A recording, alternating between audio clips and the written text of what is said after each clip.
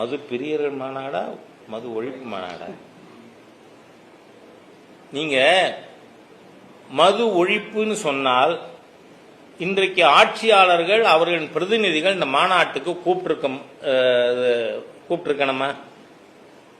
ஏன்னா இந்த அரசாங்கம் தானே திறந்தது.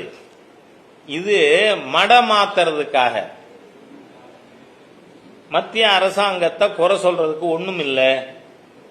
அதனால நீங்க தேசிய அளவில் மது கொள்கை அதை கேட்டுட்டா பீகார்ல கொண்டு வந்தாங்க. நிதிஷ்குமார் ஆம்பளையா செயல்பட்டாரா இல்லையா? ஆண்மையோடு செயல்பட்ட அரசாங்கம் அது. அவர்கள் பீகார்ல இனிமே மது இல்லை, it will be dry state பண்ணாங்கல்ல. நீங்க பண்ண வேண்டியதானே? நான் கேட்கிறேன், துறக்கிறது நீனு, மூடுறதுக்கு நானா? யோசிச்சு பாருங்க, எந்த விதத்துல நியாயம்? திறந்தவர்கிட்ட தானே சாவி இருக்கு, மூடுங்கிறேன். இந்த விஷயத்துல என்னுடைய நண்பர் சீமானோட கேள்வி நல்ல கேள்வி.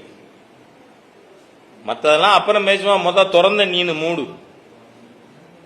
அப்படின்னு. அதனால இந்த அரசாங்கம் வந்துட்டு நாங்க 500 டாஸ்மாக் ஷாப்ஸ் மூடணும்னு சொன்னாங்க. 1000 கிளப்புக்கு அனுமதி கொடுத்திருக்காங்க.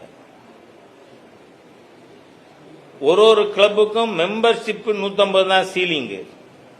ஆனா அந்த மாதிரி இல்ல, லட்சக்கணக்கான ரூபாய்க்கு ஒரு டாஸ்மாக் கடையில் ஆகின்ற சேல்ஸை விட கிளப் மூலம் நடக்கிற சேல்ஸ் கூட. சரி, 65 பேருக்கு மேல இறந்து போயிருக்கிறார்கள் விஷச்சாராயத்தில் கள்ளக்குறிச்சியில. அந்த சம்பவம் நடந்து ஒரு நாளும் பிணங்கள் வெளியே வந்து கொண்டு இருக்கும் பொழுது நம்ம சாராயத்துறை அமைச்சர் என்ன அறிவிச்சார்? சென்ற ஆண்டை விட இந்த ஆண்டு 1700 கோடி ரூபாய் டாஸ்மாக் ரெவென்யூ அதிகம் கிடைச்சிருக்குன்னு. வெட்கமே இருக்காதா இவங்களுக்கு? இந்த கூட்டணி மொத்தமே அப்படியா? எதுக்காக இந்த மாநாடு? யாரை ஏமாற்ற?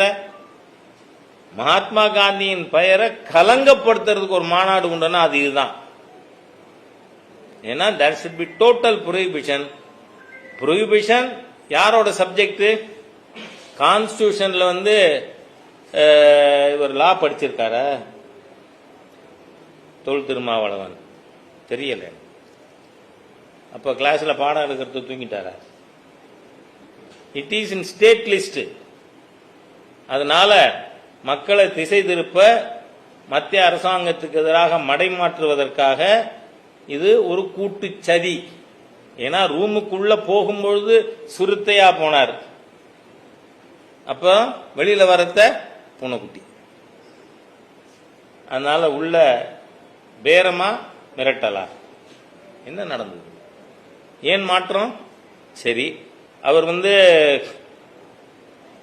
அதிமுக உட்பட எல்லா எதிர்கட்சியும் கூப்பிடுறேன்னு சொன்னார்ல. அப்புறம் இப்ப என்ன சொன்னாரு? நாங்கள் அறிகூவல் படுறோம், இஷ்டம்னா வா. டேங்கப்பா, எவ்வளவு பெரிய லீடர் சார். பட்டியல் சமுதாயத்துக்கு கூட திருமாவளவன் ஒரு லீடர் இல்ல. எங்களை பட்டியல் வெளியேற்றம் செய்ய வேண்டும் என்று கேட்கின்ற தேவேந்திர வேளாளர் பெருமக்கள் திருமாவளவன் தலைமை ஏற்கிறார்களா? சரி, பட்டியல் சமுதாய மக்களுக்கு இருக்கின்ற ஒதுக்கீட்டில் இதுவரை தங்களால் முன்னேற முடியவில்லை என்கின்ற காரணத்தால் அருந்ததியர் சமுதாய மக்கள் உள்ஒதுக்கீடு கேட்டாங்க. அதை பார்த்து அதில் இருந்த நியாயம் தெரிந்து திரு மு கருணாநிதி அவர்கள் முதலமைச்சராக இருக்கும் பொழுது உள்ஒதுக்கீடு கொடுத்தார். அதை எதிர்த்து வெறுப்பு பிரச்சாரம் பண்றாரே, அதை ஏத்துக்கிறதுக்கு மனசு இல்லையே. அப்படி இருக்கிறத இவரும் பட்டியல் சமுதாயத்துக்கான லீடர் இல்ல. அப்படி இருக்கிறத இங்க என்ன பெரிய ஸ்டேச்சர் இருக்குன்னு நான் அறைகோல் விடுவேன், வந்தால் வந்த வழி வரிசையிலே நில்லுங்கள். என்னமா, யாரை ஏமாத்துறதுக்கு? அதனால இது மொத்தத்துல மக்களை ஏமாற்ற, திசை திருப்ப மத்திய அரசாங்கத்தை எந்தவித காரணம் இல்லாமல் குற்றம் சொல்வதற்காக நடத்தப்படுகின்ற அதிகபட்சம் என்ன சொல்லலாம், அவங்க கூட்டணி கட்சிகள் மாநாடு. செய்திகளை உடனுக்குடனும் துல்லியமாகவும் தெரிந்து கொள்ள சப்ஸ்கிரைப் பண்ணுங்க.